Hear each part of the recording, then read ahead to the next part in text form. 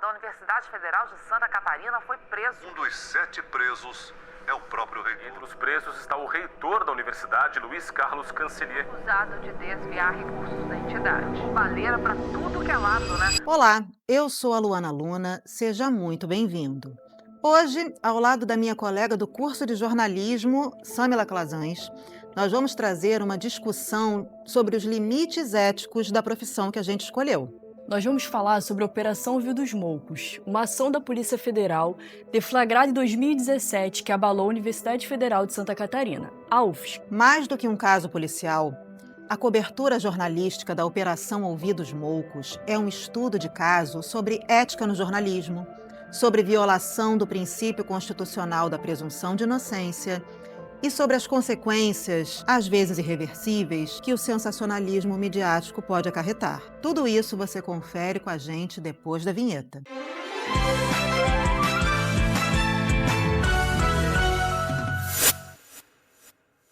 A Operação Viu dos Moucos investigou um suposto desvio de verbas públicas na UFSC que seriam destinados ao programa Universidade Aberta do Brasil. A Universidade Aberta do Brasil é um sistema composto de instituições públicas de ensino superior, estaduais e federais, que promovem a educação à distância. O nome Operação Viu dos Moucos refere-se ao reitor que teria se mantido surdo diante das irregularidades. A suspeita central era o repasse irregular de bolsas de ensino e pesquisa a pessoas sem vínculo acadêmico. O foco se expandiu à gestão do reitor Luiz Carlos Cancellier de Olivo, acusado de obstruir as apurações da corregedoria interna da universidade. O ambiente de ensino deu lugar ao cárcere.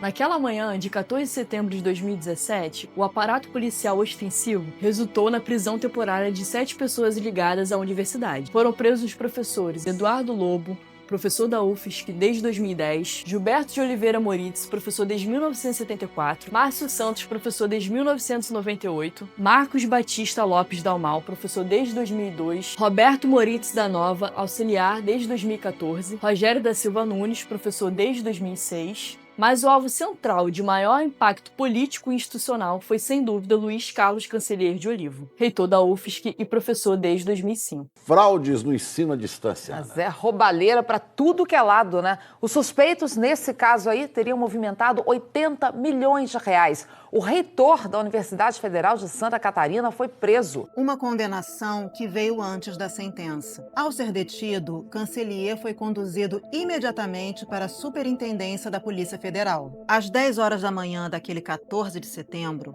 enquanto a delegada Érica Marena começava uma coletiva de imprensa para divulgar a Operação Ouvi dos Moucos, começava, em absoluto sincronismo, o interrogatório do reitor. Antes mesmo de depor, na própria superintendência, Cancellier foi submetido a um processo de revista invasivo e degradante, sob a justificativa padrão de procura por substâncias ilícitas. A fragilidade física do reitor foi completamente ignorada. 2 meses antes, Cancellier tinha passado por um procedimento cardíaco e tomava diariamente 8 medicamentos. Durante todo o período de depoimento e isolamento, Cal permaneceu com fome, sob extrema pressão psicológica e privado de suas medicações. A estratégia dos interrogadores era clara: insistir exaustivamente nas perguntas à espera de uma contradição que validasse a tese policial. Mas a pressão não funcionou.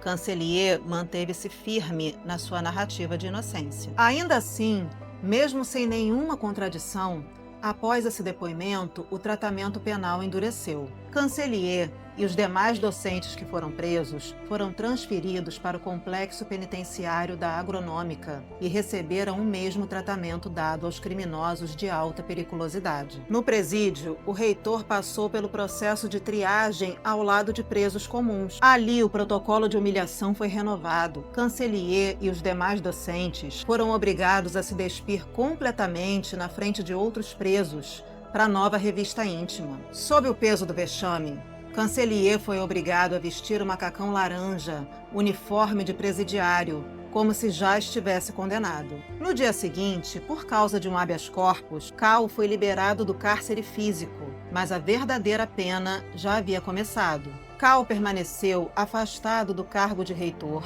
e judicialmente impedido de entrar na universidade. Ser arrancado de forma tão violenta do ambiente acadêmico que ele tanto amava foi para Cancellier uma condenação fatal. Acredito que é um dos piores tormentos que um ser humano possa ter passado. Essa morte não pode ficar em vão. Ela será um desafio para todos nós. No Estado democrático de direito em que nós vivemos, a mídia cumpre o seu papel. O papel de levar a cada casa, a cada pessoa, o conhecimento daquilo que se passa. Mas eu deixei claro a absoluta desproporção entre o que acontece num caso como esse ou em outros casos em que há uma espetacularização de uma prisão e depois, digamos lá, passados 1, 2, 3 ou 4 anos, se verifica uma absolvição, há uma grande desproporção entre aquilo que foi divulgado num primeiro momento e a solução final do caso. O fato de um reitor de uma universidade pública ser preso foi um assunto muito explorado na mídia.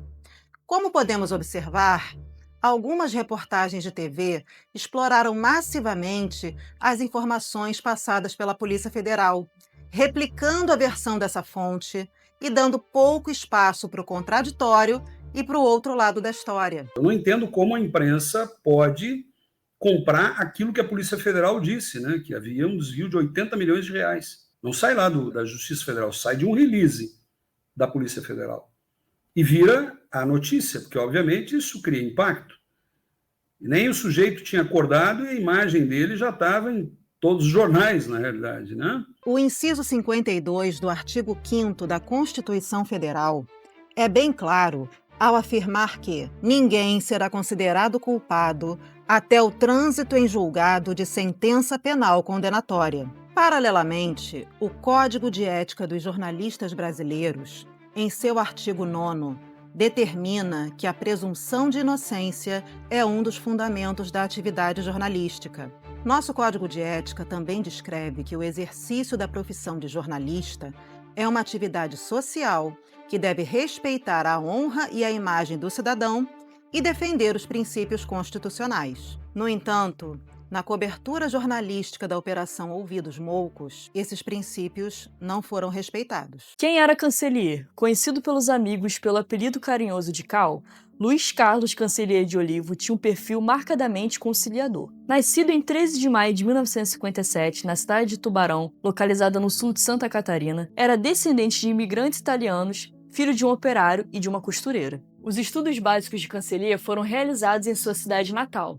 Desde pequeno, gostava de escrever e se destacava nas redações. Em 1997, ele se mudou para Florianópolis para cursar Direito na Universidade Federal de Santa Catarina. Sua vida universitária foi marcada por uma intensa atividade política. Participou de diversos movimentos estudantis de Santa Catarina. No final de 1979, devido à sua forte influência no movimento estudantil no Partido Comunista Brasileiro, Cancellier foi forçado a interromper seus estudos, se afastando da faculdade para evitar a repressão política da época. Ele passou a trabalhar como jornalista no jornal O Estado. Posteriormente, mudou-se para Brasília para atuar como assessor do parlamentar ex-senador Nelson Wedekind. Cancellier voltou formalmente à vida acadêmica na UFSC em 1996, graduando-se em Direito em 1998, tornando-se professor titular de Direito Administrativo na UFSC. Chegou ao posto de reitor da universidade com menos de 18 anos de vida acadêmica. O apartamento onde ele morava fica em frente à universidade. Às vezes, ele passava o fim de semana dentro do gabinete onde ele trabalhava na UF. A vida de Cancellier era a universidade. Sem qualquer antecedente criminal, ele assumira a reitoria em 2016 com a promessa de diálogo. As notícias de sua prisão passavam a se repetir. O reitor da Universidade Federal de Santa Catarina era apontado como líder de uma organização criminosa. Como homem pautado pela mediação de conflitos, tornou-se da noite para o dia o rosto da corrupção de Santa Catarina. Transformado da noite para o dia no chefe de um esquema de corrupção que desviou 80 milhões de reais, Cancellier viu sua dignidade pessoal e reputação profissional destruídas. Rotulado pela imprensa como gestor que atrapalhava as investigações, ele teve a vida irremediavelmente fraturada pela chancela pública da culpa antes de qualquer processo legal. O reitor permaneceu sob tutela do Estado por cerca de 30 horas.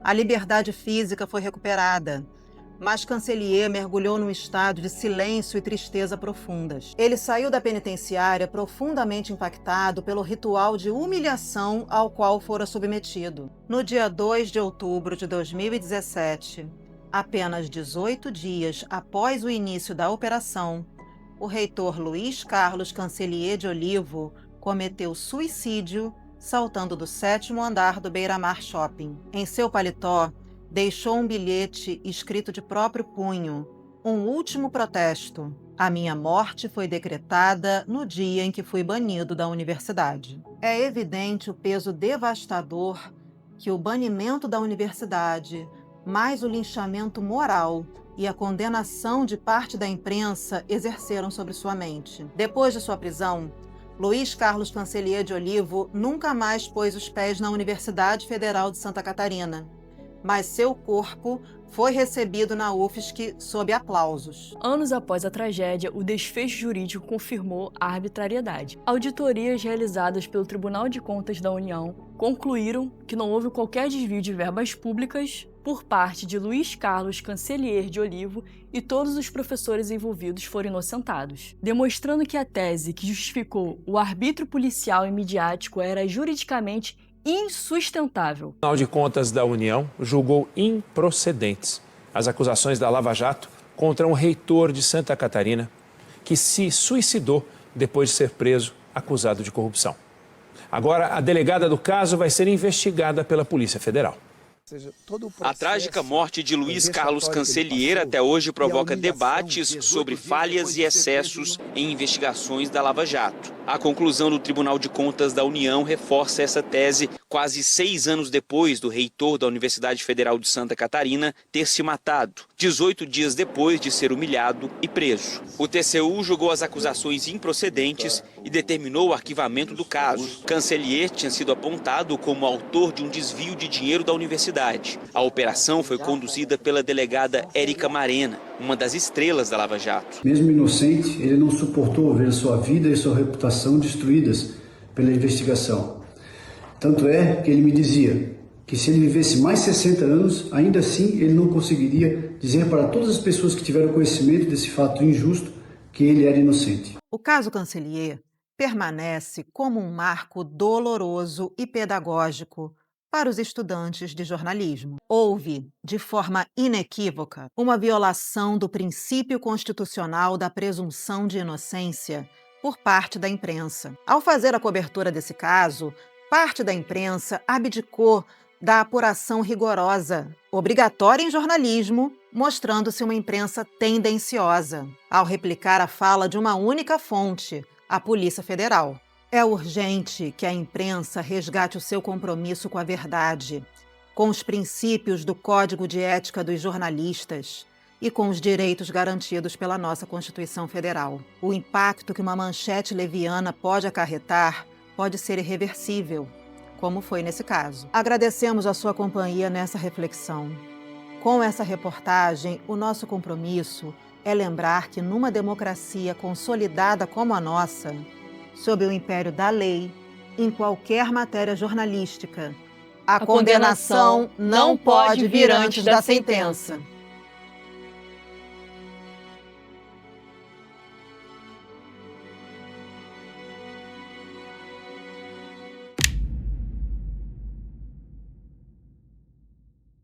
Ele era um reitor do diálogo, o reitor da convivência pacífica, o reitor da inclusão. Ele tinha um orgulho muito grande dessa universidade. Era uma pessoa extremamente conciliadora, certo? Era uma pessoa que, antes de qualquer atitude, chamava todos para conversar. Mas um cara que vivia intensamente a Universidade Federal de Santa Catarina. Que não abria mão dessa capacidade de ouvir as outras pessoas. Então ele era essencialmente uma pessoa da conciliação. Morar no apartamento dele e o apartamento fica na frente da universidade. Então ele passava o fim de semana, às vezes, dentro do gabinete onde ele trabalhava, seja no CCJ, no Centro de Ciências Jurídicas, ou na própria reitoria. Tinha muito mesmo a contribuir com a educação brasileira.